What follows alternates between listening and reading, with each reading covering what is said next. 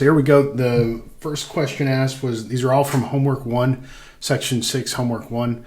So the first question was number 7. So we'll take a look at this real quick.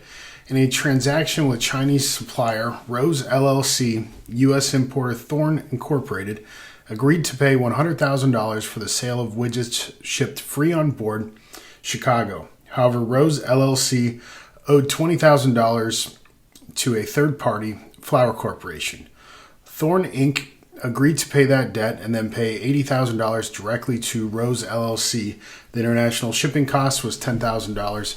What is the transaction value of the imported widgets from China? So we have a couple things here. I'm going to bring up a notepad. I like to have scratch paper just to keep things straight in questions. So we have Rose LLC is the Chinese seller. Thorne Inc. is the buyer. All right. And then the sale of the widgets is 100,000 FOB. So that's what Rose LLC is going to charge Thorne Inc. to buy the widgets. All right. And then reading further, Rose LLC, the seller, owes debt to Flower Corporation. All right, so what happens here is Rose asks Thorne Incorporated to pay that debt to Flower Corporation, and it's $20,000. So Thorne pays Flower on behalf of Rose $20K. All right, and then they pay the balance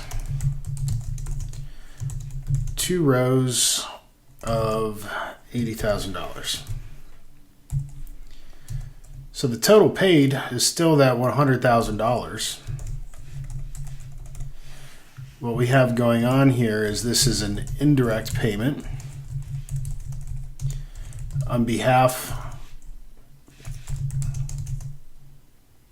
of Rose. So it looks a little confusing, but remember, in our definitions in 152.102F, under the definitions, if we look at the definition of price actually paid or payable, it means the total amount, whether direct or indirect. And so just because $20,000 got paid to Flower Corporation, that was still for the benefit of Rose. That's an indirect payment.